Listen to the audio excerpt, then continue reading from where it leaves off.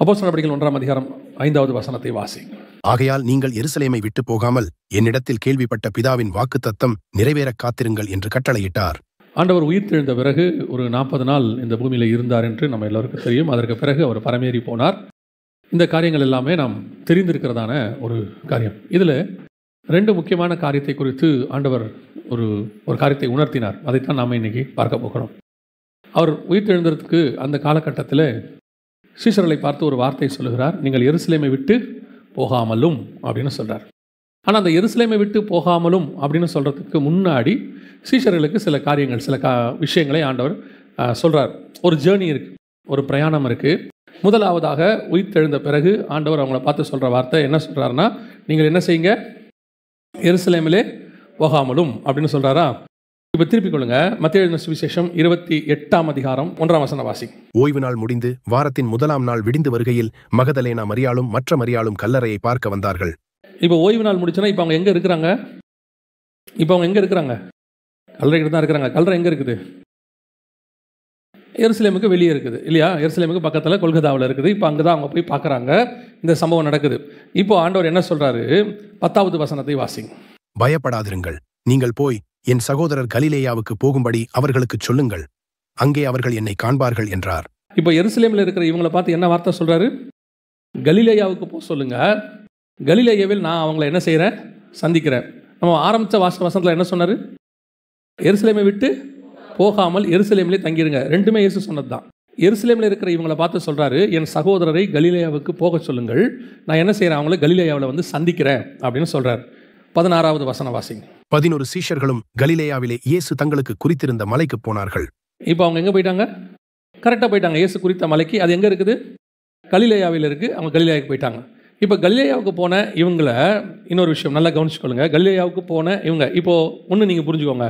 இந்த எருசலேம்லேருந்து கலிலேயாவுக்கு ஏறக்குறைய ஒரு 150லேருந்து 190 கிலோமீட்டர் புரியுதா ட்ராவல் டிஸ்டன்ஸ். அது வந்து நாதன் பக்கத்தில் இருக்குது, நாதன் இஸ்ரேல் சொல்லுவாங்க, வடக்கு பக்கத்தில் இருக்குது. எருசலேம் நம்ம தெரியும் மையப்பகுதியில் இருக்குது. ஏறக்குறைய 150லேருந்து 200 கிலோமீட்டருக்குள்ளே இருக்கக்கூடியதான ஒரு டிஸ்டன்ஸ் அது. இப்போ இவங்களை எருசலேம்லேருந்து எங்கே போக சொல்லிட்டாரு? கலிலேயாவுக்கு போக சொல்லிட்டாரு. ஓகேவா? 1ஆம் அதிகாரம் அப்போஸ்தலர் நடபடிகள் 12வது வசனம் வாசிங்க.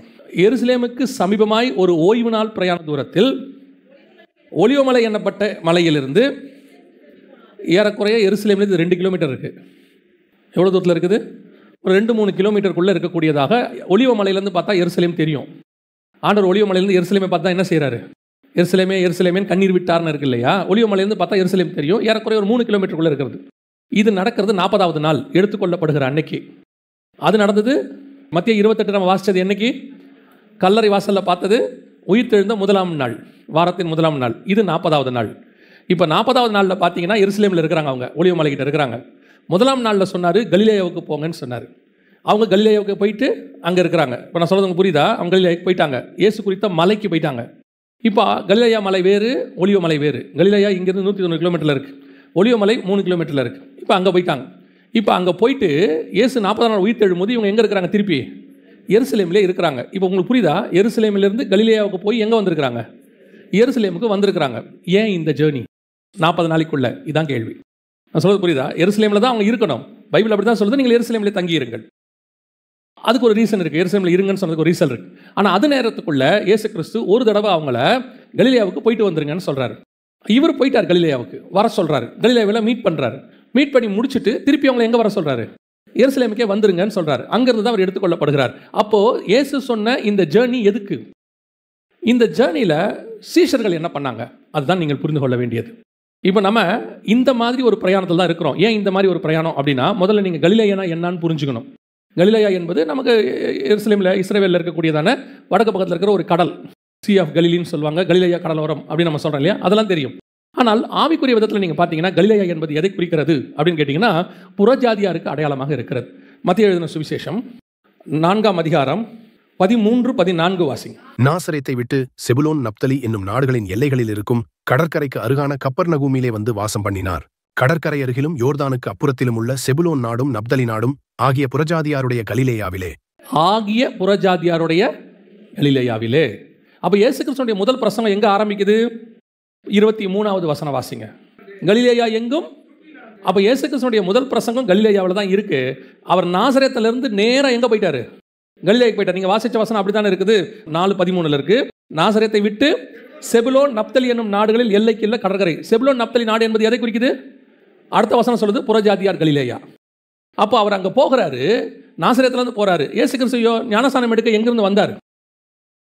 அதுக்கு முந்தின அதிகாரத்தில் யோவானுக்கிட்ட ஞானஸ்நானம் எடுக்கிறதுக்கு எங்கேருந்து வந்தார்? கலிலேயிலேருந்து எங்கே வந்திருக்கிறாரு? யோர்தானுக்கு வந்திருக்கிறாரு. யோர்தானுக்கு வந்து திருப்பி எங்கே போகிறாரு? ஏறக்குறைய 100 கிலோமீட்டருக்கு மேலே நடந்து வந்து போயிருக்கிறார். அப்போது இந்த கலிலேயா என்பது தேவனுடைய மிக முக்கியமான திட்டத்தில் இருக்கிற இடம். கலிலேயாவுக்கு புறஜாதி கலிலேயான்னு ஒரு பேர் உண்டு. புறஜாதியாரை குறித்ததான வெளிப்பாடு, புறஜாதியாரை குறித்த காரியத்தை நீங்கள் கலிலேயாவில் வைத்து பார்க்கணும். இப்போது லூக்கா எழுதின சுவிசேஷத்தை திருப்புங்க. லூக்கா எழுதின சுவிசேஷத்துக்கு வரும்பொழுது 2ஆம் அதிகாரத்தில் ஒரு காரியம் நடைபெறுது. லூக்கா எழுதின சுவிசேஷம் 2ஆம் அதிகாரம் 30வது வசனம் வாசிங்க. புறஜாதிகளுக்கு பிரகாசிக்கிற ஒளியாகவும்.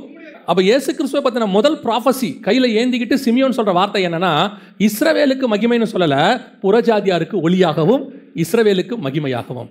அப்போ 2 பேரையும் சேர்த்தது புறஜாதியார், இஸ்ரவேல் ஜனங்கள். நியாயப்பிரமாணம், சுயாதீன பிரமாணம், 2ஐயும் சேர்த்தது தான் கிரைஸ்ட். அப்போ இயேசு ஆரம்பிக்கும் போது புறஜாதியாரில் ஆரம்பிக்கிறார், கலிலேயாவில் ஆரம்பிக்கிறார். கலிலேயாவில் ஆரம்பித்து அவர் எங்கே சிலுவையில் அறையப்பட்டார்? எருசலேமுக்கு புறம்பே சிலுவையில் அறையப்பட்டார். ஏறக்குறைய நார்த்லேருந்து சவுத்துக்கு வரார். இப்போ யோசிச்சு பாருங்க, அவர் சிலுவை சுமக்கத்துக்கு எருசலேமுக்கு வரணும். எங்கிருந்து வராருன்னு பாருங்க. லூக்கா எழுதின சுவிசேஷம் 17ஆம் அதிகாரம் 11வது வசனம் வாசிங்க. பின்பு அவர் எருசலேமுக்கு பிரயாணம் பண்ணி வருகையில் சமாரியா, கலிலேயா என்னும் நாடுகள் வழியாக. அப்போ எருசலேமுக்கு எங்கிருந்து வராருன்னா கலிலேயாவிலிருந்து சமாரியா வழியா வராரு. கலிலேயாவிலிருந்து சமாரியா வழியா எருசலேமில் சிலுவையில் அறையப்பட்டாச்சு. வாரத்தின் 1ஆம் நாள் உயிர் தெழுந்துட்டார். உயிர் தெழுந்தவொன்னு சொல்றாரு, சகோதரர்களை எங்கே வர சொல்லுங்க, திருப்பி கலிலேயாவுக்கு வர சொல்றாரு. கலிலேயாவுக்கு அங்கே வந்த உடனே 30 நாள் என்னமோ அங்கே இருக்காங்க. அவங்க இருந்து முடிச்சோன்னு சொல்றாரு, இவங்களையெல்லாம் புறப்பட்டு எங்கே போக சொல்லு? எருசலேமுக்கு போக சொல்லு. எருசலேமுக்கு. அப்போ இந்த எருசலேமுக்கும் கலிலேயாவுக்கும் நடுவில் இருக்கக்கூடியதான ஒரு மிக முக்கியமான தொடர்பு. இயேசு கிறிஸ்து ஆரம்பிக்கும் போது கலிலேயாவில் ஆரம்பித்து எருசலேமுக்கு வருகிறார். எருசலேமில் முடிச்ச உடனே கலிலேயாவுக்கு போக சொல்றாரு. கலிலேயாவில் வந்த சீஷர்களை எருசலேமுக்கு வர சொல்றார். அப்போ இந்த ஜேர்னி புறஜாதியாருக்கும் இஸ்ரவேலுக்கும் நடுவில் இருக்கக்கூடியதான ஒரு ஜேர்னி. இதில் ரொம்ப முக்கியமாக நாம் பார்க்க வேண்டிய சில விஷயங்கள் இருக்கு. என்னன்னு சொன்னால், இப்போ இந்த புறஜாதியார் கலிலேயாவுக்கு அவர் போக சொல்லிட்டார் சீஷர்களை. போய் நான் குறித்த மலையிலே இருக்க சொன்னார். ஒலிவ மலை வேறு, நல்லா கவனிங்க, ஒலிவ மலை வேறு, கலிலேயா மலை வேறு. ஒலிவ மலை எருசலேமிலிருந்து 3 கிலோமீட்டருக்குள்ள இருக்கு. கலிலேயாவில் கர்த்தர் குறித்த மலைன்னு சீஷர்கள் சொன்னாங்க இல்லையா, 28:16 மத்தியில. அந்த மலை என்பது ஏறக்குறைய எருசலேமிலிருந்து 140-150 கிலோமீட்டர் தள்ளி இருக்கு. அந்த மலை எது அப்படின்னு கேட்டிங்கன்னா, அந்த மலையை தான் மறுரூப மலை அப்படின்னு ஒரு நிதானத்தில் சொல்கிறாங்க. தபுருன்னு சொல்கிறாங்க, அதுக்கு ஒரு பேர் ஒன்று சொல்கிறாங்க. ஸோ அந்த மலை வேறு, இது வேறு, நீங்கள் புரிஞ்சுக்கிறதுக்காக சொல்கிறேன். இப்போ கர்த்தர் கலிலேயாவுக்கு, புறஜாதியாரோட கலிலேயாவுக்கு சீஷர்களை வர சொல்லிட்டார். வர சொல்லி அங்கே இருக்க சொல்கிறார். ஆனால் இந்த சீஷர்கள் பண்ண வேலை தான் ரொம்ப முக்கியம். சீஷர்களுக்கு இந்த தேவனுடைய திட்டம் என்பது தெரிய மாட்டேங்குது. அவங்களுக்கு இந்த திட்டம் புரிஞ்சிக்கவே மாட்டேங்கிறாங்க. அவருக்கும் புறஜாதியாருக்கும் இஸ்ரவேல் ஜனங்களுக்குமான இப்படி ஒரு மிகப்பெரியதான திட்டத்தை பரலோகம் வச்சு வேலை செஞ்சுக்கிட்டே இருக்குது. அந்த திட்டத்துக்கு நடுவில் இவங்களை வச்சு தான் அதை செய்யணும். ஆனால் இவர்களுக்கு அந்த திட்டம் என்ன செய்ய மாட்டேங்குது, புரியவே மாட்டேங்குது. அதுக்கு தான் அவர் என்ன சொல்றாரு, போனா போ, வானா வா, ஏன்னா உனக்கு அந்த திட்டம் என்ன செய்ய மாட்டேங்குது, தெரிய மாட்டேங்குது. நான் சொல்ற கமெண்ட்டுக்காவது கீழ்ப்படி. பல நேரங்களில் நமக்கு தேவனுடைய திட்டம் தெரியாது, நம்ம மேலே வச்சிருக்கிற பிளான் நமக்கு தெரியாது, ஹெவன் என்ன நம்மளை வச்சு செய்ய போது நமக்கு தெரியாது. அதை எக்ஸ்பிளைன் பண்ணால் நமக்கு புரியவும் புரியாது. உங்களுக்கு புரியுதா? சில நேரத்தில் பார்த்தீங்கன்னா, இந்த இன்ஜினியர் மேப் போடும்போது அவர் அவருடைய மைண்டில் வச்சு மேப் போடுவார். பார்த்துருக்கீங்களா? மேப் போடுவார். இந்த கூட உட்காந்துருக்கிற ஓனர் இருக்கார்ல, வீட்டு ஓனர், அவர் கோடு போடும்போது சொல்வார், சார் இந்த ரூம் இங்கே வேணாம் சார். அவர் சொல்வார், கொஞ்சம் இருங்க, நான் மொத்தத்தையும் காட்டுறேன். பல நேரத்தில் தேவனுடைய திட்டம் நமக்கு தெரியாது. சரி, தெரிய மாட்டேங்குது. ஆண்டவர் சொல்கிறார், நான் சொல்கிறதையாவது செய். கலிலேயாவுக்கு போனால் போ, எருசலேமுக்கு வானா வா, அதை மட்டும் செய். ஆனால் இங்கே என்ன நடக்குது தெரியுமா? நாம் அதை செய்ய மாட்டோம். சீஷர்கள் என்ன பண்ணாங்கன்னு கொஞ்சம் வாசித்து பாருங்களேன். லூக்கா எழுதின சுவிசேஷம் 24ஆம் அதிகாரத்துக்கு திருப்புங்க. 13வது வசனத்தை வாசிங்க. அன்றைய தினமே அவர்கள் 2 பேர் எருசலேமுக்கு 7 அல்லது 8 மைல் தூரமான, யார் போனது? சீஷர்கள் 2 பேர் போயிட்டாங்க. சீஷர்கள் எல்லாரும் எருசலேமில் இருக்கிறாங்க. இன்றைய தினமே அப்படின்னு கேட்டிங்கன்னா, அதுக்கு முந்தின வசனம் வாசிச்சு பாருங்க. பேதுருவோ எழுந்திருந்து கல்லறையின் இடத்திற்கு ஓடி அதற்குள்ளே குனிந்து பார்க்கையில் சீலைகளை தனிப்பட வைத்திருக்க கண்டு சம்பவித்ததை குறித்து தன்னில் ஆச்சரியப்பட்டு கொண்டு போனான். அப்பனா என்னைக்கு இது நடந்திருக்கு? உயிர் தெழுந்த ஃபர்ஸ்ட் டே. பட் இவங்களை எங்கே வர சொல்லியிருக்கிறாரு? கலிலேயாவுக்கு போகணும். 2 சீஷர் எங்கே போயிட்டு இருக்கான்? எம்மா ஊருக்கு போயிட்டு இருக்கிறான். அவங்க சொந்த கிராமத்துக்கு கிளம்பிட்டான். இயேசு உயிர் தெழுந்துட்டார். காலையில் இந்த சம்பவம் நடந்துருச்சு. அன்றைய தினமே 2 சீஷர்கள் புறப்பட்டு எங்கே போகிறாங்க? எம்மா ஊருக்கு போகிறாங்க. இதுதான் அவங்க பிளானை புரிஞ்சிக்காததுங்கிற. எம்மாவூர் இவங்க போக வேண்டியது எங்க? கலிலேயாவுக்கு. உத்தரவு கலிலேயாவுக்கு போகும் சொல்லியாச்சு. ஆனால் இவங்க எங்கே போயிட்டு இருக்காங்க? எம்மாவூருக்கு போயிட்டு இருக்காங்க. இதுதான் இன்னைக்கு நம்மகிட்ட இருக்கக்கூடிய மிகப்பெரிய பிரச்சனை. நமக்கு இயேசுவை தெரியும், உயிர்த்தெழுதல் தெரியும், இயேசு கிறிஸ்து என்ன சொல்றாருன்னு தெரியுது. ஆனால் அந்த கமாண்டுக்கு கீழ்ப்படியாத, அந்த திட்டத்தை புரிந்து கொள்ளாத ஒரு கூட்டம். ஒருவேளை இவங்களுக்கு அவர் அந்த கமாண்ட் கொடுக்கறதுக்கு முன்னாடியே இவங்க எங்கே கிளம்பி போயிட்டு இருப்பாங்க? இப்போ எருசலேமில் தான் அவர் அந்த கமாண்ட் கொடுக்குறாரு. போய் கலிலேயாவுக்கு என்னுடைய சீஷர்களை வர சொல்லு, சகோதரர்களை வர சொல்லுன்னு சொல்றாரு. ஒருவேளை உயிர்த்தெழுந்த அன்னைக்கு காலையில் அன்றைய தினமே இவங்க புறப்பட்டாங்க. இவங்களுக்கு இந்த விஷயம் தெரியுமோ தெரியாதோ, ஆனால் கர்த்தர் என்ன சொல்லியிருக்காரு? இவங்களை எங்கே இருக்க சொல்லியிருக்காரு? எருசலேமில் தங்கியிருங்கள். நீ அங்கே இருந்தால் தானே கமாண்ட் கொடுக்க முடியும். நீ பாட்டு கிளம்பி எங்கே போயிட்ட? எம்மாவூருக்கு போற. இப்போ எம்மாவூருக்கு போயிட்டா கர்த்தர் திருப்பி இவங்களோட எம்மாவூருக்கு போறாரு. அங்கே போய் என்ன பண்றாரு பாருங்க. 24ஆம் அதிகாரம் அந்த வசனம் சொல்லுது, 33வது வசனம். அந்நேரமே எழுந்திருந்து எருசலேமுக்கு திரும்பி போய் 11 அவர்களோடு இருந்தவர்களும் கூடியிருக்க கண்டு. இப்போ 2 சீசர்கள் திருப்பி எங்க போறான்? அப்ப இந்த எம்மாவூருக்கு வந்துட்டு போனதான பிரயாணம் எதுக்கு? சொல்றது புரியுதா? வேஸ்ட் டிராவல், தேவையில்லாத அலைச்சல் அப்படின்னு சொல்றோம் இல்ல. எதுக்கு இப்ப வந்துட்டு போனாங்க எம்மாவூருக்கு? ஒன்னுத்துக்காகவும் கிடையாது.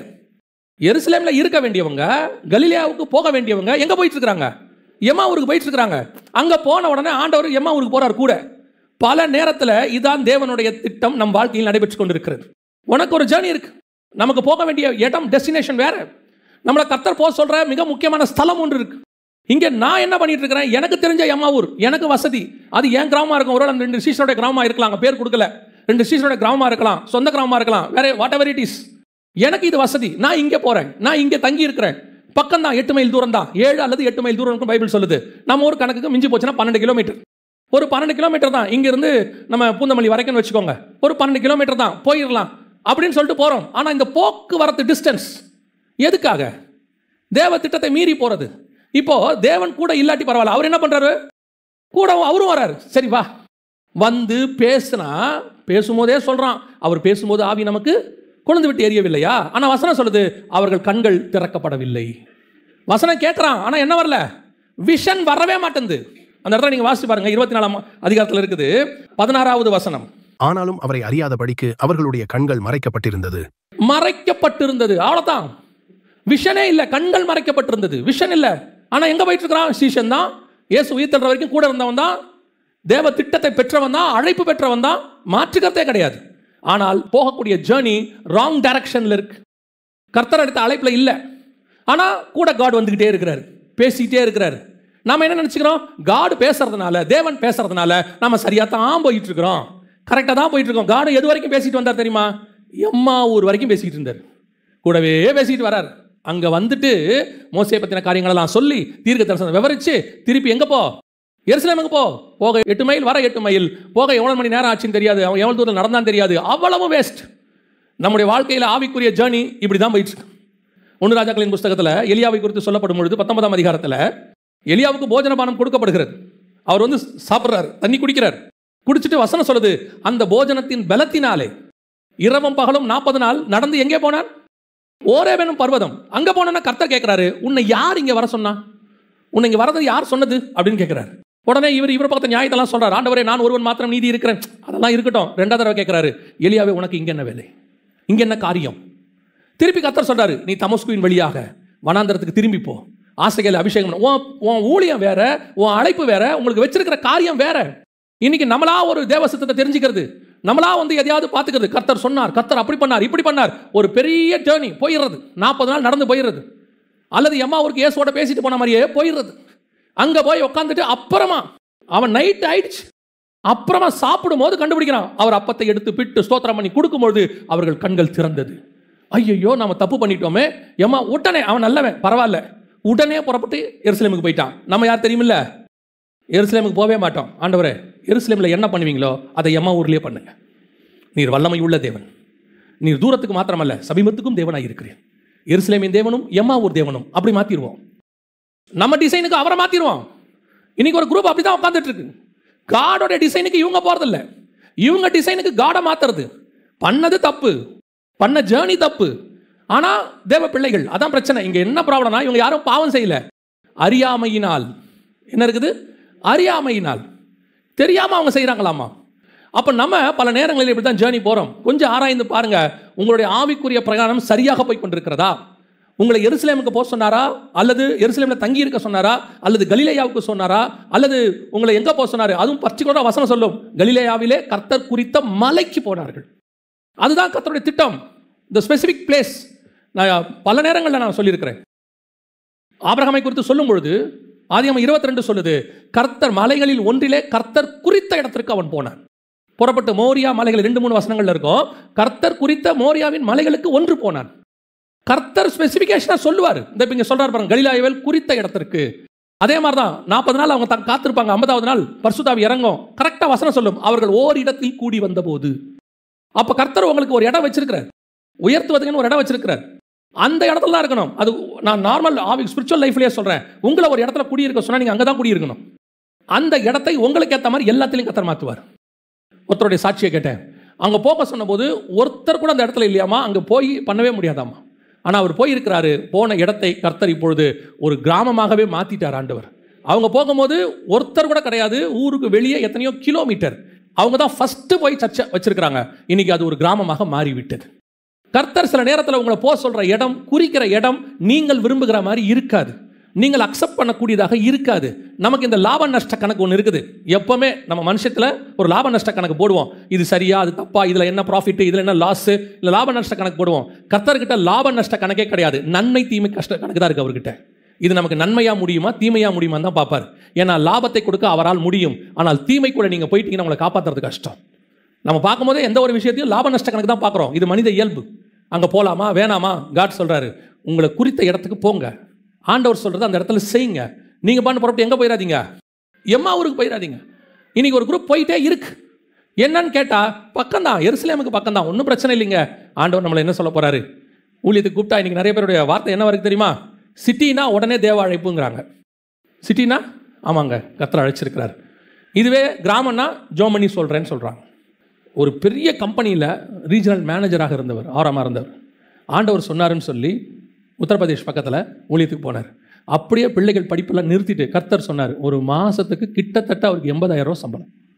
அப்படியே க்ளோஸ் பண்ணிட்டு ஒரு ஆர்கனைசேஷனில் மாதம் 4,000 ரூபா தருவாங்க. 2 பிள்ளைகள். அவர் எப்படி பிரதர் அங்கே போய் சர்வை பண்ணுவீங்க? கர்த்தர் சொன்னார், பிரதர் அழைத்தவர் உண்மை உள்ளவர், போக சொல்லியிருக்கிறாரு. அப்படியே டாப்லேருந்து 0க்கு வந்துட்டார். அட்ட ஸ்டெச், நம்ம பார்வையில், கர்த்தர் பார்வையில் கிடையாது. ஒரு 80,000 ரூபா சம்பளம் வாங்கிட்டு இருந்தவர் அட்ட ஸ்டெச் 4,000 5,000 ஒரு இதுக்காக அப்படியே போறார். பிள்ளைகளை கூட்டிட்டு போறார். ஹிந்தி தெரியாது, ஒன்றும் தெரியாது. கர்த்தர் சொன்னார். இன்னைக்கு கர்த்தர் அவரை ஆசீர்வதிச்சு அவர் மூலமாக பல குடும்பங்களை கர்த்தர் ஆசீர்வதிச்சு கொண்டாந்துருக்கிறார். இன்னைக்கு நம்மளுடைய லாப நஷ்ட கணக்கு என்னைக்கும் செட் ஆகாது. நான் சொல்றேன், நீங்க போங்க.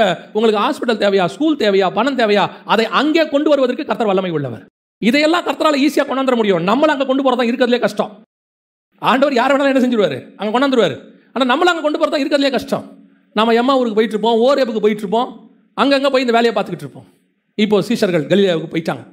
கலிலேயாவில் போயிட்டு அவங்க என்ன செய்கிறாங்க, அங்கே ஆண்டவர் சொன்ன இடத்துக்கு வந்தாச்சு. எம்மா ஊர்லேருந்து வந்தவன் எல்லாரும் சேர்ந்து இப்போ போயிட்டாங்க கலிலேயாவுக்கு. கலிலேயாவுக்கு போனால் இப்போ ஆண்டவர் சொல்கிறாரு, நீங்கள் திருப்பி எங்கே போங்க, எருசலேமுக்கு போங்க. அவர் கலிலேயாவில் சில விஷயங்களை அவங்க கொண்டு செய்கிறார். செஞ்சு முடிச்சுட்டு தான் சும்மா அங்கே வந்த உடனே வந்துட்டீங்களா, வந்துட்டேன், சரி எல்லாம் எருசலேமுக்கு போங்க. அப்படி சோதிச்சு பார்க்கறதுக்கு வர சொல்லலை.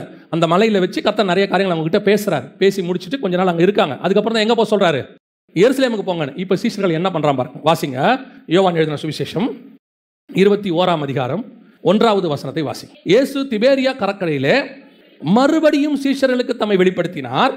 இந்த மறுபடியும் ஏன் வெளிப்படுத்தினார்? ஏற்கனவே வெளிப்படுத்திட்டார். திபேரியான கடல் எங்க தெரியுமா இருக்கு? திபேரியா கடல் த அதர் நேம் ஆஃப், இன்னொரு கலிலேயா கடலுக்கு இன்னொரு பேர் தான் திபேரியா கடல்.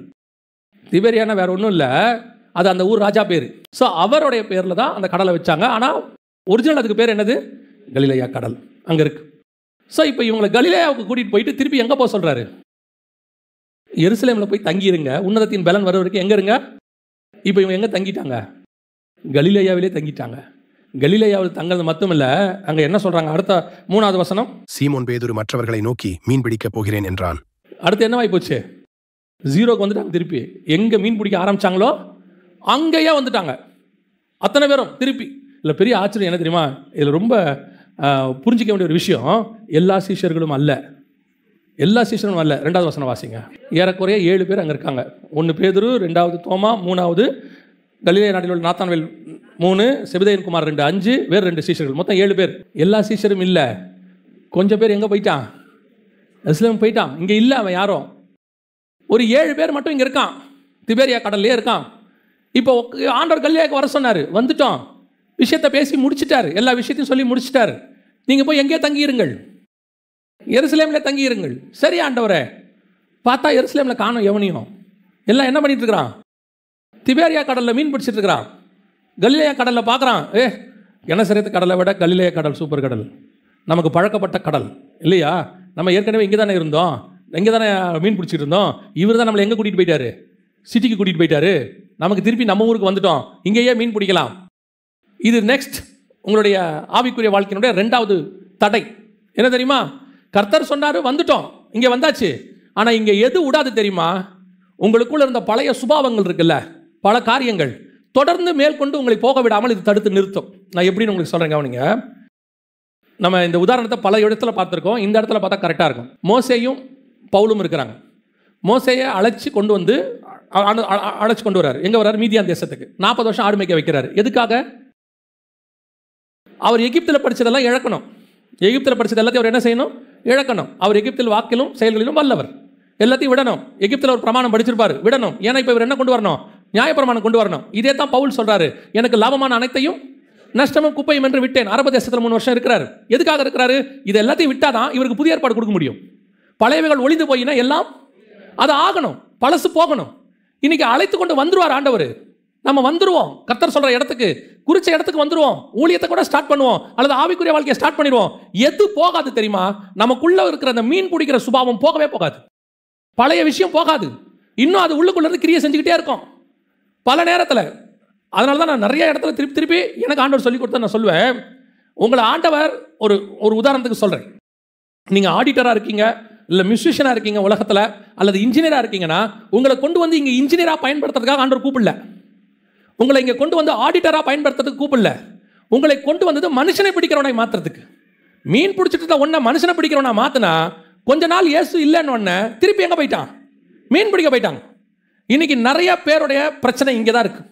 நாம் உலகத்தில் நிறைய கற்றுக்கொண்டோம், உலகத்துக்குள்ளது நிறைய ஞானம் வந்திருக்குது, உலகத்துக்குள்ளது நிறைய அறிவு வந்திருக்கு. இது எதுவுமே ஊழியத்திற்கு தேவையில்லை. அப்படி தேவைப்படும் ஆவிக்குரிய வாழ்க்கைக்கு தேவையில்லை. அப்படி தேவைப்படுமானால் அதை கர்த்தர் பயன்படுத்திக் கொள்வார். நாம இதை விடாம வச்சுக்கிட்டு இருப்போம். நம்மளோட மைண்ட் என்னவா இருக்கு தெரியுமா? இதை நான் ஏன் கர்த்தருக்கு பயன்படுத்தக்கூடாது?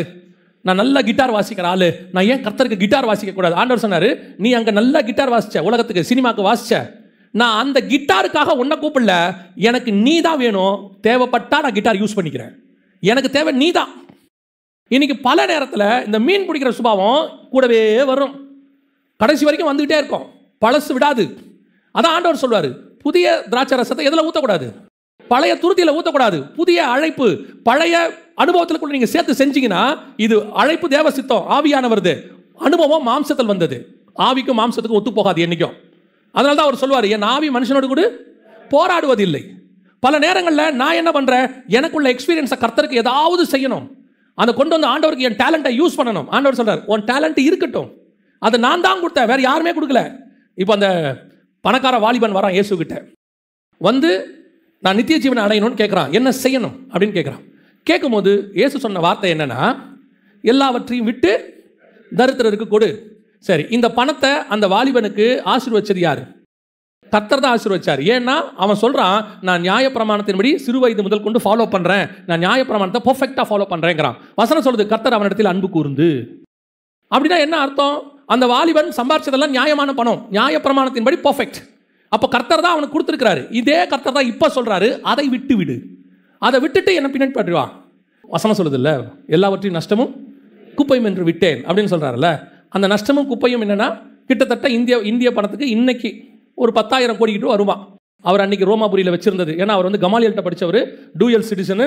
ரோமாபுரியில் அரசாங்கத்தில் 2nd கிரேட் 1st கிரேட்ல இருக்கிற ஆஃபீஸர்ஸுக்கு தான் டூயல் சிட்டிசன்ஷிப் கொடுப்பாங்களா அன்னைக்கு. ஏன்னா அவங்க அப்பா வந்து யூதன், அதாவது பென்யமின் கோத்திரத்தான், ஆனால் அவங்க அப்பா ரோம சிட்டிசன். அது யாருக்கு கிடைக்கும்னு கேட்டிங்கன்னு சொன்னால், ரோமாபுரியில் ராஜாவுக்கு அடுத்த கேட்டகரியில் இருக்கிறவங்க தான் கொடுப்பாங்க, மற்றவங்களுக்கு கொடுக்க மாட்டாங்களாமா. அந்த கிரேக் அதிகாரி சொல்கிறான்ல, மிகுந்த பிரயாசப்பட்டு இதை நான் பெற்றேன். அப்போ பவுல் சொல்கிற வார்த்தை என்ன? இந்த ஸ்லாக்கியத்தை உடையவனாய் பிறந்தேன். ஒரு சிட்டிசன்ஷிப் வாங்குறதுக்கு அந்த கிரேக்க அதிகாரி சொல்கிறான், மிகுந்த பிரயாசப்பட்டு நிறையா செலவு பண்ணி வாங்கிட்டப்பா. அவன் சொல்கிறான், அதெல்லாம் நான் பிறக்கும் போதே என்கிட்ட இருக்குது, அவ்வளோ பெரிய கோடீஸ்வரன், நஷ்டமும் குப்பையும் என்று விட்டேன். பவுலுக்கு இல்லாத ஞானமா? ஏன் அப்போ என்ன வேணும்? எனக்கு தேவை உங்ககிட்ட இருக்கிற டேலண்ட் அல்ல, உங்ககிட்ட இருக்கிற ஒபீடியன்சி.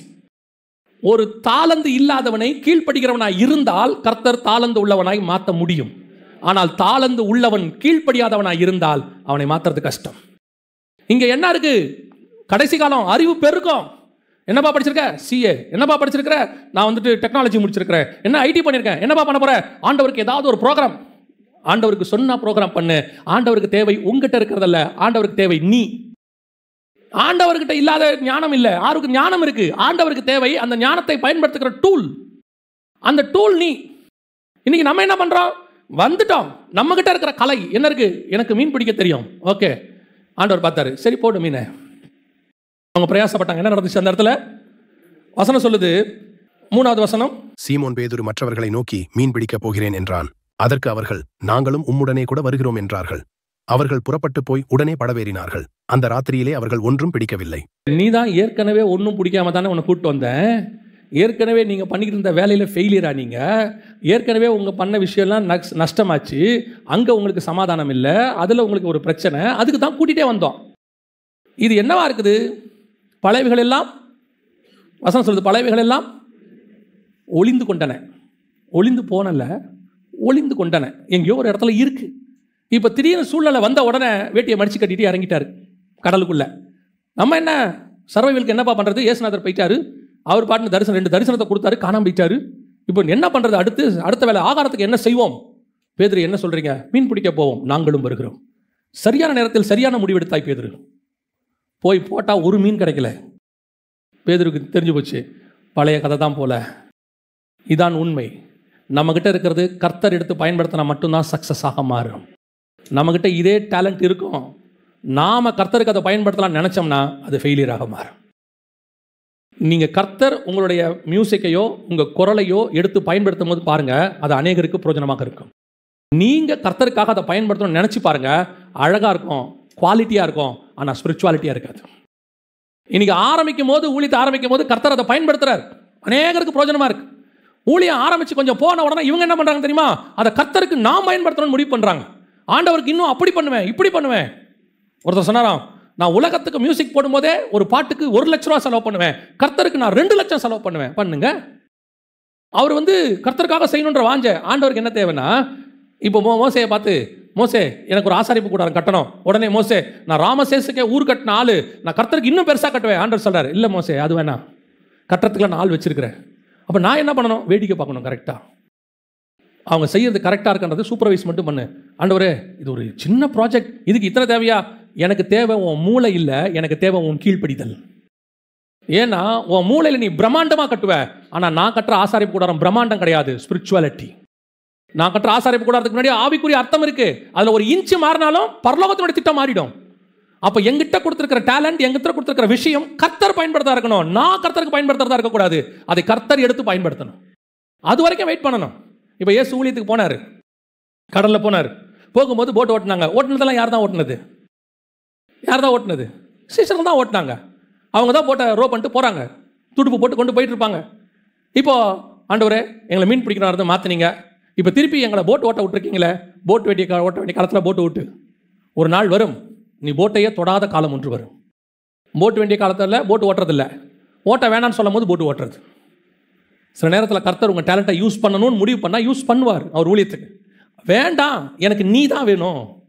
ஏன் தெரியுமா? அது கூட சொல்லுவார், என் டேலண்ட்டு எப்போ அவருக்கு பிரயோஜனப்படுறதை விட என்னை வீழ்த்துன்னு அவருக்கு தெரியுதோ அது உனக்கு வேணான்னு முடிவு பண்ணிடுவார். அவருக்கு தேவை நான், என் ஆத்மா. என் ஆத்மாவுக்கு எதிராக எந்த டேலண்ட் எனக்கு யூஸ் ஆகுதோ அது உனக்கு வேணான்னு முடிவு பண்ணிடுவார். பல நேரங்களில் நமக்கு இருக்குது, நிறைய ஞானம் இருக்குது, அறிவு இருக்குது. அதுவும் இந்த காலம் அறிவு பெருக்கத்தின் காலம். நான் போகிறேன் மீன் பிடிக்க, ஆண்டவர் சொல்வார் வேணாம் போகாத. பல பேர் ஆவிக்குரிய வாழ்க்கையில் தங்களுடைய பழைய அனுபவங்கள், கர்த்தர் விட்ட சொன்ன காரியத்தை யூஸ் பண்ணி ஆண்டவர் வேணான்னு சொன்னதை திருப்பி இறங்கி செஞ்சு கடைசியில் என்ன ஆகி போச்சு தெரியுமா? 0. 10 வருஷம் கழிச்சு 0, 5 வருஷம் கழிச்சு 0. அப்புறம் சொல்கிறாங்க எல்லாம் பண்ணுங்க, என்னன்னே தெரில, கர்த்தர் என்ன 0 ஆக்கிட்டார். ஆண்டவர் சொல்றார், நீ தேவையில்லாத இடத்துல மீன் பிடிச்சினா 0 தான் வரும். என் கூட இருக்கும்போது போட்டு ஓட்டுனா ஓட்டு. இப்போ போட்டு ஓட்டாத, போய் கொர்நேலியாவை பார்க்க போனால் அங்கே போ. இது போட்டு ஓட்டுற காலம் இல்லை. நான் சொல்வது உங்களுக்கு புரியும் நினைக்கிறேன். கர்த்தர் உங்களை எங்கே அழைக்கிறாரோ அந்த தான் பண்ணணும். அந்த இடத்துக்கு தான் உங்களுடைய டேலண்ட்டை என்ன செய்யணும்? யூஸ் பண்ணணும். கர்த்தர் சொல்லாத இடத்துல டேலண்ட்டை யூஸ் பண்ணிங்கன்னா வேஸ்ட். அதே டேலண்ட் தான் ஒரு காலத்தில் கர்த்தருக்கு யூஸ் ஆச்சு. நிறுத்தினா நிறுத்திடணும். ஒரு உதாரணத்துக்கு நான் சொல்கிறேன், ஒரு பரிசுத்தவான் வாழ்க்கையில் நடந்தது. அவர் வந்து நல்லா அக்கார்டின் வாசிப்பார். அக்கார்டின் வாசிக்கும் பொழுது அவரோட அக்கார்டின் போட்டு பாட்டு நிறைய நல்ல சேல்ஸு. நான் சொல்கிறது வந்து ஒரு 50 வருஷத்துக்கு முன்னாடி. அப்போல்லாம் அக்கார்டின் தான், கீபோர்டே கிடையாது. ஆர்கன் இருக்கும், அக்கார்டின் இருக்கும். நல்லா அக்கார்டின் வாசிப்பார், நிறைய கேசட்ஸ் போட்டிருக்கிறார். ஒரு நாள் ஒருத்தர் வந்து சொன்னாங்களாம், உங்களுடைய அக்கார்டினை கேட்கறதுக்காக தான் நாங்கள் இத்தனை கிலோமீட்டர் தள்ளி வந்தோம், நீங்கள் வாசிக்கிறது அவ்வளோ அழகாக இருக்குது அப்படின்னு. உடனே அக்கார்டினை கழட்டி கீழே வச்சாராம். வச்சுட்டு சொன்னாராம், எப்போ இந்த அக்கார்டின் கர்த்தரை பார்க்க விடாமல் என்னை பார்க்க வச்சுச்சோ இந்த அக்கார்டின் தேவை கிடையாது. அதுக்கப்புறம் 5 வருஷத்துக்கு அந்த அக்கார்டின் அவர் கையிலேயே தொடவே இல்லையாமா. கர்த்தர் சொன்ன பிறகு தான் கையில் எடுத்தாராம். கர்த்தருக்கு தேவை அக்கார்டின் அல்ல, கர்த்தருக்கு தேவை நாம். அக்கார்டின் இல்லாமல் கர்த்தர் நம்மளை பயன்படுத்த முடியும், ஆனால் நம்ம இல்லாமல் வெறும் அக்கார்டினை யூஸ் பண்ண முடியாது. அக்கார்டினுக்கு ஆண்டவர் நிறைய டேலண்ட் நாட்களை பூமியில் வச்சிருக்கிறார். அவர் நினைச்சாருன்னா தி பெஸ்ட்டு கூட்டு வந்துருவார். ஆனால் ஆண்டவருக்கு தேவை அதல்ல. நாம கரெக்டாக போயிட்டே இருக்கிறோமா? கலிலேயாவுக்கு போக சொன்னோம், வந்துட்டோம். அழைப்பு பெற்றோம், வந்துட்டோம். இங்கே என்ன செய்கிறோம்? ஆண்டவர் சொன்னபடி செய்கிறோமா? திருப்பி எருசலேம் போக சொன்னால் போகிறோமா? இதுதான் கர்த்தர் கேட்குற 2வது மிக முக்கியமான கேள்வி. இப்போது இவங்க வந்துட்டாங்க. எருசலேமில் கர்த்தர் என்ன சொன்னார்? அவங்கள எருசலேமில் என்ன சொன்னார்? வாசிங்க அந்த வசனத்தை. அப்போஸ்தலர் 1:5 வாசிங்க. ஆகையால் நீங்கள் எருசலேமை விட்டு போகாமல் என்னிடத்தில் கேள்விப்பட்ட பிதாவின் வாக்குத்தத்தம் நிறைவேற காத்திருங்கள். பிதாவின் வாக்குத்தத்தம் என்னது? பரிசுத்த ஆவியானவர். வாசிங்க அந்த வசனத்தை வாசிங்க, உங்களுக்கு தெரியும். லூக்கா எழுதின சுவிசேஷம் 11ஆம் அதிகாரம் 13வது வசனம் வாசி. பொல்லாதவர்களாகிய நீங்கள் உங்கள் பிள்ளைகளுக்கு நல்ல ஈவுகளை கொடுக்க அறிந்திருக்கும் போது பரமபிதாவானவர் தம்மிடத்தில் வேண்டிக் கொள்ளுகிறவர்களுக்கு பரிசுத்த ஆவியை கொடுப்பது அதிக நிச்சயமல்லவா என்றார். இதுதான் கர்த்தர் பண்ண வாக்கு தத்தம். வாசிங்க கலாத்தியர்கள் நிருபம் 3ஆம் அதிகாரம் 14வது வசனத்தை வாசி. ஆபிரகாமுக்கு உண்டான ஆசீர்வாதம் கிறிஸ்து இயேசுவினால் புறஜாதிகளுக்கு வரும்படியாகவும் ஆவியை குறித்து சொல்லப்பட்ட வாக்கு தத்தத்தை நாம் விசுவாசத்தினாலே பெரும்படியாகவும் இப்படியாயிற்று. பிதாவின் வாக்கு தத்தம் என்பது பரிசுத்தாவின் அபிஷேகம். இந்த பரிசுத்தாவின் அபிஷேகம் வர வரைக்கும் எங்க இருக்கணும்? எருசலேமிலே தங்கி இருங்கள். அப்படிதான் வசனம் சொல்லுது. நீங்கள் எருசலேமில் என்ன செய்யுங்க? காத்திருங்கள். சரி, எருசலேமுக்கு வந்த உடனே பரிசுத்தாவியை பெற்ற உடனே என்ன செய்யணும்? பரிசுத்தாவி வர வரைக்கும் எங்க இருங்க? எருசலேமில் தங்கி இருங்கள். இப்போ இவங்க திருப்பி எருசலேமுக்கு வந்துட்டாங்க. அவங்க ஒலிவ மலையிலிருந்து ஒரு நாள் நடைப்பயணத்தில் இருந்து திருப்பி எருசலேமுக்குள்ள வந்தாச்சு. இப்போ இங்கே வந்தாச்சு. இப்போ சொல்றாரு பரிசுத்தாவி பெறுகிற வரைக்கும் காத்திருங்கள். 2ஆம் அதிகாரம் அப்போஸ்தலர் நடவடிக்கைகள் பரிசுத்தாவியை பெற்றாச்சு. இப்போ என்ன செய்யணும்னு ஆண்டவர் சொல்றாரு? 1:8 வாசிங்க. அப்போஸ்தலர் நடவடிக்கைகள். பரிசுத்தாவி உங்களிடத்தில் வரும்போது நீங்கள் பலனடைந்து எருசலேமிலும் யூதேயா முழுவதிலும் சமாரியாவிலும் பூமியின் கடைசி பரியந்தமும். இப்போ நல்லா கவனிங்க. ஒரு இடத்துல தங்கி இருக்க சொல்லும் போது இவங்க என்ன செய்யல? தங்கலை, எம்மா ஊருக்கு போயிட்டாங்க. ஒரு இடத்துக்கு திருப்பி எருசலேம் போகும்போது போகாமல் கலிலேயாவில் மீன் பிடிக்க போயிட்டாங்க. இப்போ கர்த்தர் சொல்கிறாரு தங்காதீங்க, புறப்பட்டு போங்க. இப்போ என்ன சொல்கிறாரு? பரிசுத்தாவி வந்த பிறகு, பரிசுத்தாவி வர வரைக்கும் தான் தங்கி இருக்கணும். வந்த பிறகு புறப்பட்டு போகணும். நீங்கள் போய், அதான் வசனம் சொல்லுது, நீங்கள் புறப்பட்டு போய் சகல ஜாதிகளுக்கும் சுவிசேஷம் பிரசங்கித்து சீஷராக்கி பிதாக்குமாரன் பரிசுத்தாவி நாமத்தில் அவர்களுக்கு ஞானஸ்நானம் கொடுத்து. இப்போ புறப்பட்டு போக சொன்னார். இப்போ நடந்தது என்ன? அப்போஸ்தலர் நடவடிக்கைகள் 2ஆம் அதிகாரம் 44 முதல் 47 வரை வாசிங்க. விசுவாசிகள் எல்லாரும் ஒருமித்திருந்து சகலத்தையும் பொதுவாய் வைத்து அனுபவித்தார்கள். இவங்களை என்ன பண்ண சொன்னாரு? புறப்பட்டு போங்கன்னாரு. இவங்க என்ன பண்ணாங்க? பொதுவாய் வைத்து அனுபவித்தார்கள். அடுத்து காணியாட்சிகளையும் ஆஸ்திகளையும் விற்று ஒவ்வொருவனுக்கும் தேவையானதற்கு தக்கதாக அவைகளில் எல்லாருக்கும் பகிர்ந்து கொடுத்தார்கள். ஷேரிங் வருது. இப்போ எல்லாவற்றையும் வித்து பொதுவாய் வைத்து அனுபவித்து எல்லாருக்கும் ஷேர் பண்ணி. அடுத்து அவர்கள் ஒருமனப்பட்டவர்களாய் தேவாலயத்திலே அனுதினமும் தரித்திருந்து. எதுக்கு ஒருமனப்பட்டவர்களாய்? தங்கி இருப்பதுக்கு. ராங் ஒருமனப்பாடு. என்ன ஒருமனப்பாடு? ராங் ஒருமனப்பாடு. இவங்க என்ன செஞ்சிருக்கணும்? புறப்பட்டு போயிருக்கணும். ஆனால் என்ன கர்த்தர் இவங்க மேலே வச்ச கிருபை என்னன்னு கேட்டால் ஒருமனப்பட்டவர்களாய் அப்புறம் தேவாலயத்திலே அனுதினமும் தரித்திருந்து வீடுகள் தோறும் அப்பம் விட்டு மகிழ்ச்சியோடும் கபடமில்லாத இருதயத்தோடும் போஜனம் பண்ணி. அவங்க இதெல்லாம் எப்படி செஞ்சாங்கன்னா இன்டென்ஷனாக செய்யல. அவன் செஞ்சது என்னன்னா, நம்ம எல்லாம் ஒன்றா இருப்போம், சந்தோஷமாக இருப்போம், ஆராதிப்போம், துதிப்போம், போவோம், நம்ம நல்ல ஊருக்கு வெளியே 2 ஏக்கரை வாங்கி இடத்த வாங்கி போட்டு நம்ம நல்ல ஒரு பில்டிங் கட்டுவோம், நம்ம எல்லாம் ஒருமனப்பட்டு ஆராதிப்போம். கபடம் இல்லாதவர்களை. அவனுக்குள்ள அந்த இன்டென்ஷன் இல்லை. எந்த இன்டென்ஷன் இல்லை? நான் என்னுடைய குடும்பம், என் ஃபேமிலி, என் பேரப்பிள்ளை, என்னுடைய பேரப்பிள்ளை, எப்படியாவது என் பேத்திக்கு கல்யாணத்தை பார்த்தா தான் என் கண்ணு மூடும் அப்படின்னு அவனுக்கு அந்த எண்ணம்லாம் இல்லை. அவன் என்ன எங்கேயும் செதறி போகாமல் நம்ம எப்படி இருக்கணும்? சந்தோஷமாக ஒருமனப்பட்டு ஒரே இடமா இருக்கணும். ஆனால் இது அவன் கபடம் இல்லாதவரை செஞ்சதுனால கர்த்தர் பார்க்குறாரு. இவனுங்க இந்த இவன்கிட்ட சொல்லுவார் தெரியுமா? சாராளை தூக்கிட்டு போயிடுவாங்க. தூக்கிட்டு போனவொன்னே அமலேக்கே ராஜா கிட்ட சாராளை தூக்கிட்டு போயிடுவாங்க. அவன் சொல்லுவான், ஆண்டவரே நான் இதை வேணும்ட்டு செய்யல, அவன் தங்கச்சின்னா அதனால தான் தூக்கிட்டு வந்தேன். அப்போ கர்த்தர் அவனை பார்த்து என்ன வார்த்தை சொல்லுவார்? உத்தம இருதயத்தோடு நீ செய்தா என்று எனக்கு தெரியும். நீ தெரியாமல் செஞ்சுட்ட. ஸோ காட் அவனை தண்டிக்க விரும்பல. சரி தெரியாம தான்ப்பா செஞ்சுட்டே, பரவாயில்ல. அதே மாதிரி தான் இந்த இடத்துல என்ன நடக்குது, இவங்க ராங்கா செய்யறாங்க ஒரு விஷயத்தை. சிதறி போக வேண்டியவங்க ஒரு இடத்துல உட்காந்தாச்சு. வித்து தரித்திரருக்கு கொடுக்கணும், அதான பிளான். வித்து எங்க வந்துருச்சு? இப்ப அப்போஸ்தலர் பாதத்துக்கு வந்துருச்சு. வந்தவொடனே இவங்க என்ன பண்ணிருக்கணும், அதை தரித்திரருக்கு ஷேர் பண்ணிருக்கணும். இவங்க என்ன பண்ணிவிட்டாங்க, எல்லாரும் சமமாய் பிரித்து கொண்டு. கர்த்தர் பார்த்தாரு, இவனுங்க செய்யாத தப்பு, ஆனா தெரியாம செய்யறானுங்க. அடுத்து வாசிங்க பார்ப்போம், 5:12 வாசிங்க. அப்போஸ்தலருடைய கைகளினாலே அநேக அடையாளங்களும் அற்புதங்களும் ஜனங்களுக்குள்ளே செய்யப்பட்டது. எல்லாரும் ஒருமனப்பட்டு சாலமோனுடைய மண்டபத்தில் இருந்தார்கள். முன்னாடி வீட்டில் தங்கிட்டாங்க, இப்போ சாலமோன் மண்டபம். ஒரு பையிலும் எருசலேம் விட்டு போகிற ஐடியாவே இல்லை. நல்ல அமௌண்ட் வருது, நல்ல ஷேர் பண்ணுறதுக்கு ஒரு கமிட்டி போட்டாச்சு, நல்ல ட்ரெஷரர் போட்டாச்சு, எல்லாம் ஷேர் பண்ணி கொடுங்க, எல்லாருக்கும் சாப்பாடு இருக்கப்பா, சாப்பாடு இருக்கு. இப்போ பார்த்தார் கர்த்தர், இது என்ன போகிற போக்கு சரியில்லையே, நான் இவனை உலகம் முழுக்க சந்திக்க போடான்னு சொன்னால் இவங்க என்ன பண்ணிட்டாங்க, இப்போ ஒரு இடத்துல உட்காந்தாச்சு, எருசலேமில் செட்டில்டு, எல்லாம் பக்காவாக செட்டில்டு. ஆண்டவர் பார்க்குறாரு, இது போகிற போக்கு என்ன செய்யலை, செட்டில் ஆகலை. இந்த காடுக்கு அகைன்ஸ்டா இது ஸ்பிரிச்சுவல். நல்லா கவனிங்க, இவங்க பண்ணது எல்லாமே என்னது, ஸ்பிரிச்சுவல். கள்ளங்கபடம் இருதயம் இல்லாமல் எல்லாத்தையும் நீட்டாக பண்ணுறாங்க. பட் காட்ஸ் வில் இல்லை. இதான் இங்கே பிரச்சனையே. காட்ஸ் வில் இல்லாத ஸ்பிரிச்சுவாலிட்டி. இவங்க பாவம் செய்யல, காட்ஸ் வில் இல்லாத ஸ்பிரிச்சுவாலிட்டி பக்கா. யார் இருதயத்தில் எந்த கபடம் இல்லை, ஆனால் செய்யறது எல்லாமே against to God, God's will. இப்போ என்ன ஆகுது, போஸ்னா போகலை. ஆஸ் யூஷுவல் நீங்கள் காட்ஸ் வில்லுக்கு அகைன்ஸ்டாக செய்யும் போது ஆட்டோமேட்டிக்காக ஒரு பிரச்சனை வரும். என்ன பிரச்சனை வரும் தெரியுமா? அவங்க ஒரு காரியத்தை செய்கிறாங்க. வாசிங்க, அப்போஸ்தலர் நடபடிகள் 6ஆம் அதிகாரம் 1வது வசனம் வாசிங்க. அந்நாட்களிலே சீஷர்கள் பெருகின போது கிரேக்கரானவர்கள் தங்கள் விதவைகள் அன்றாடக விசாரணையில் திட்டமாய் விசாரிக்கப்படவில்லை என்று எபிரேயருக்கு விரோதமாய் முறுமுறுத்தார்கள். அதுக்கு முன்னாடி என்ன மனப்பாடு, ஒரு மனத்துக்கு நடுவில் இப்போ என்ன வந்துருச்சு, நான் கிரேக்கன், நீ யூதன், நீங்கள்லாம் முக்கியமான ஆள், நாங்கள் இங்கிருந்து வந்தவங்க வந்துருச்சு. பார்த்தீங்களா உள்ள? பவுல் சொல்கிறாரு, யூதனம் என்றும் இல்லை, கிரேக்கனும் என்றும் இல்லை.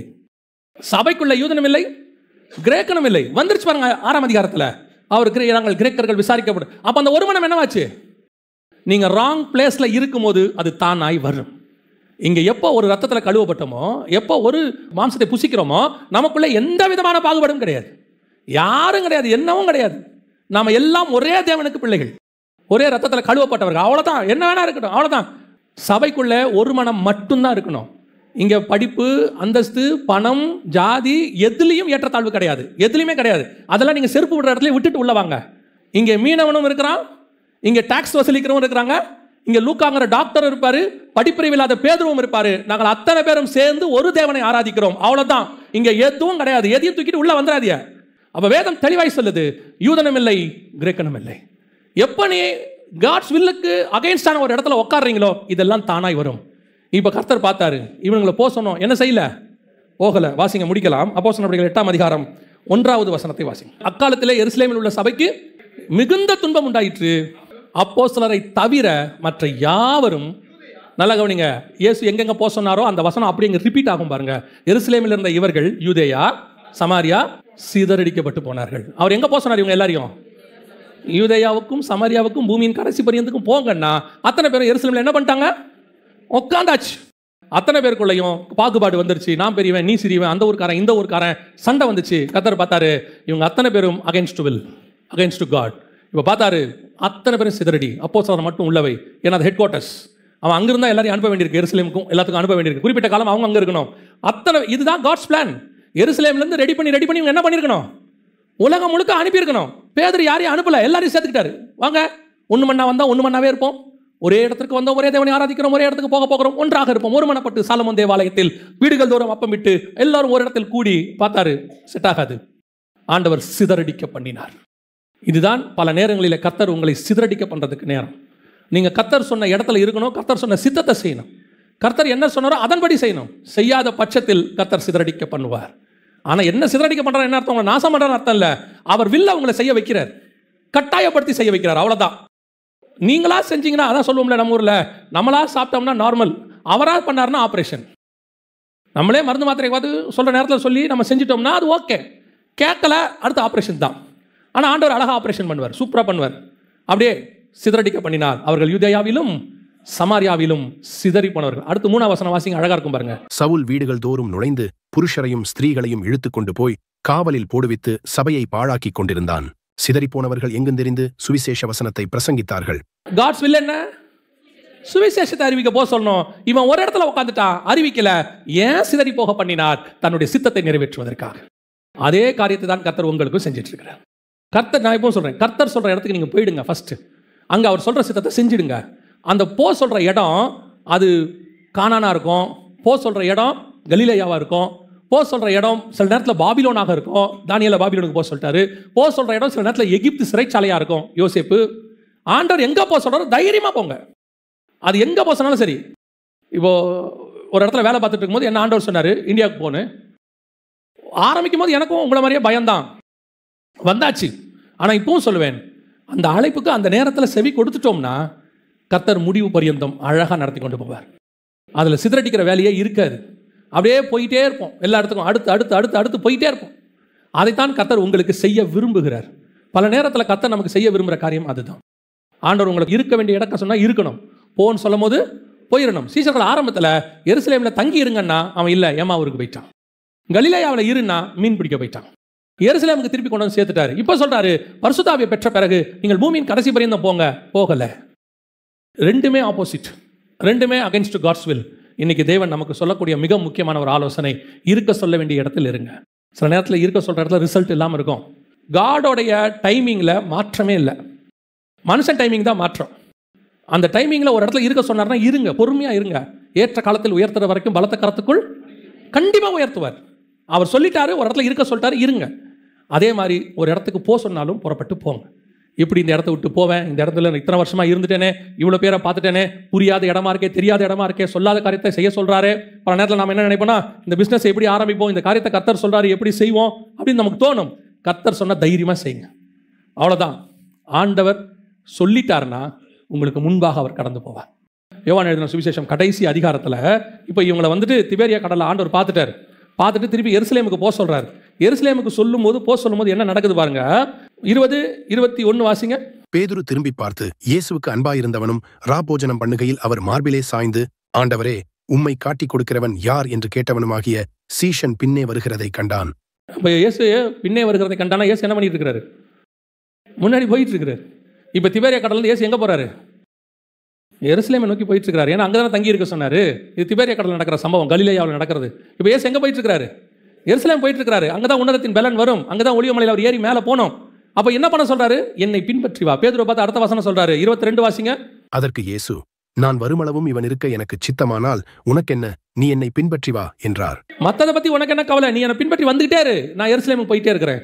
எந்த எருசலேமுக்கு போறேன், அங்கிருந்து ஒலிவமலைக்கு போவேன், ஒலிவமலையிலிருந்து ஏறி மேகத்துக்குள்ள போவேன், மேகத்திலிருந்து பரலோகத்தில் பிதாவின் வலது பாரசத்தில் உட்காருவேன். நீ என்னை பின்பற்றிக்கிட்டே வா. ஒரு நாள் வரும், இதே ஒலிவமலையில் நான் வந்து இறங்குவேன், உன்னையும் அழைத்து கொண்டு போய் மேலே உட்கார வைத்துக் கொள்வேன். உங்க வேலை, நம்ம வேலை என்ன, போக சொல்ற இடத்துக்கு போயிட்டே இருக்கணும். அப்போ மட்டும் நமக்கு ஒன்று தெரியணும், அவர் என்னை அனுப்பிவிட்டு பின்னால் இருக்கிற தேவன் அல்ல, என்னை போக சொல்லி விட்டு முன்னால் போகிற தேவன். நாம எங்க போனாலும், வனாந்தரத்துக்கு போனாலும் சரி, கடல் மேல நடந்தாலும் சரி, அல்லது எருசலேமுக்கு போனாலும் சரி, நமக்கு முன்பாக அவர் போய் கொண்டிருக்கிறார். அவர் சொல்லிட்டாரா, போயிட்டே இருங்க. அதை பத்தி கவலையே படாதீங்க. அவர் சொன்னவர், வாக்குரைத்தவர், உண்மை உள்ளவர். ஒரு நாளும் அவர் கைவிடவே மாட்டார். அல்லேலூயா.